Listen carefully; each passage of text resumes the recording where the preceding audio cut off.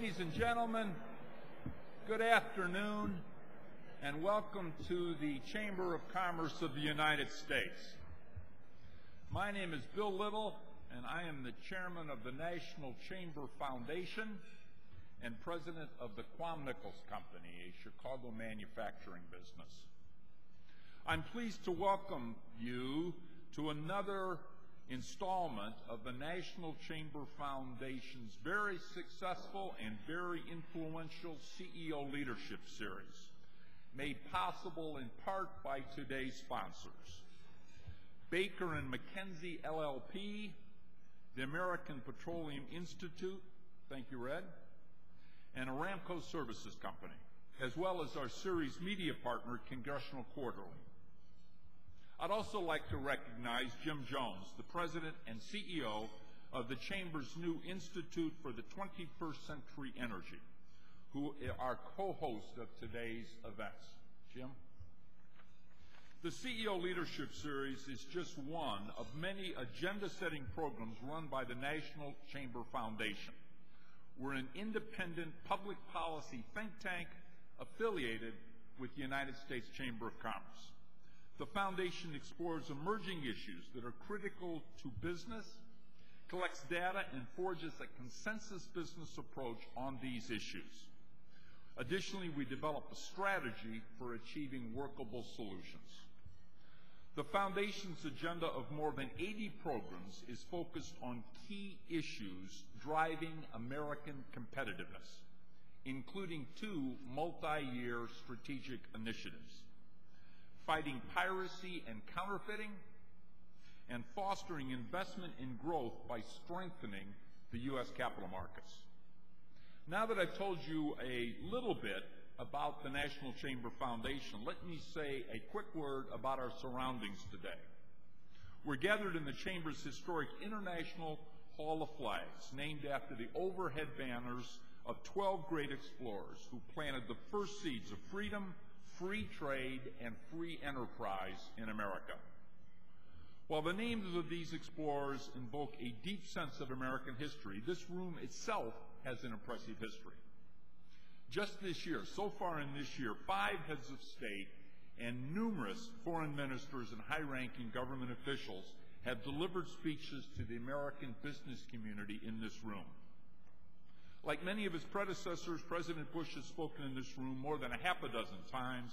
In fact, Vice President Cheney has been here more than 12 times. The Hall of Flags is where top corporate chiefs come to discuss the great business and economic challenges and opportunities of the day.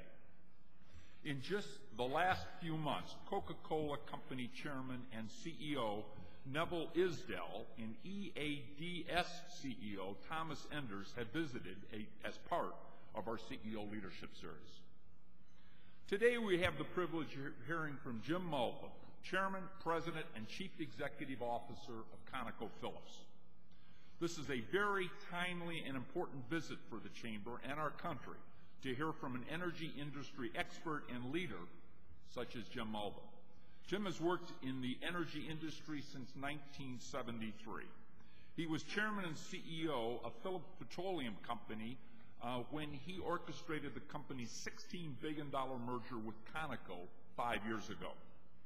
There were more than a few critics of the merger back then, but today, because of ConocoPhillips' strong performance, these critics have been silenced. Mr. Mulva has turned a merger of equals into an oil supermajor through a few key acquisitions and significant investments in critical energy markets around the world. Last year, ConocoPhillips earned an all-time high $15.5 billion, $2 billion more than the previous year, and it was an earnings record for them. The Chamber and ConocoPhillips have a long history, including the fact that one of Jim's predecessors at Phillips Petroleum, Pete Silas, served as chairman of the U.S. Chamber Board. I was on the board at that time and remember Pete's leadership very well. Mr. Mulva is from Green Bay, Wisconsin, where he grew up a rabid fan of the Green Bay Packers and its iconic coach, Vince Lombardi. Mr. Mulva's impressive winning record over a 34-year career in the energy industry is every bit as impressive as Coach Lombardi's.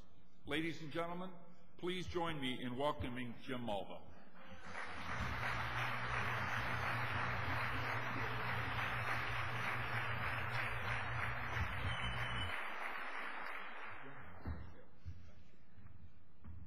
Bill, thank you so much for a nice introduction. Never had one quite like that, and I'm sure the citizens of Green Bay would love it as well.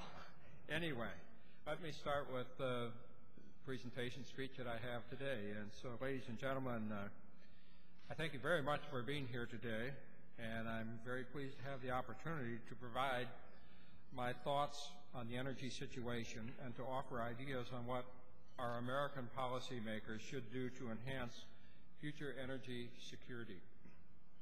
I want to say first that despite the current tight market, the world is not short of energy potential. For many years in this country, we have been blessed with abundant resources. Our use of them has been less than prudent, but there are still enough resources available to build a secure energy future for our children and for our grandchildren. That is, if we make the right choices today. However, making these choices will require strong business and political leadership and determination, as well as sound insight into the realities of the energy market. We can no longer take energy for granted. In fact, we need no less than a national commitment to achieve security of both near and long-term energy supply. We need policies that outline a clear path to follow. And let me preface my statement by saying up front that I clearly represent what is considered a special interest here in Washington, the oil and the gas industry.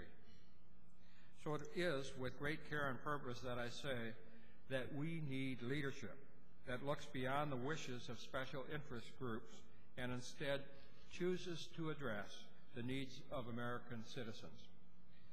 The energy cupboard is not bare. We have resources to bridge the gap until cleaner burning fuels and alternative sources can provide a meaningful share of our energy. But in the meantime, we must act with courage and forethought. I'll share my ideas on the fundamental elements of a successful national energy policy. There are many opinions on how to meet our future needs, but there is no silver bullet. There is no single source that would replace hydrocarbons at a lower cost and with no environmental impact. Our legislators need to acknowledge that fact. It is not just me that is saying this. Most authoritative sources, including the Department of Energy, recognize that fossil fuels will still supply 85% or more of our energy needs in the year 2030. That's because hydrocarbons are the primary sources capable of meeting demand at the scale that's required. And even at today's prices, they are still the lowest cost sources available. Our legislators must also acknowledge that the energy is a global business that requires global solutions.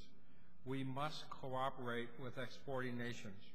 This is essential for energy security, as well as to provide a future path to any meaningful impact on the world's carbon emissions. We must not act in isolation. And our legislators must acknowledge that we live in a world that's increasingly competing for energy resources.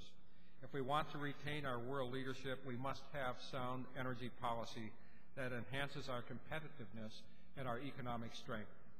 Further, American companies are competing against national oil companies that benefit from cooperation and friendly policies of their governments.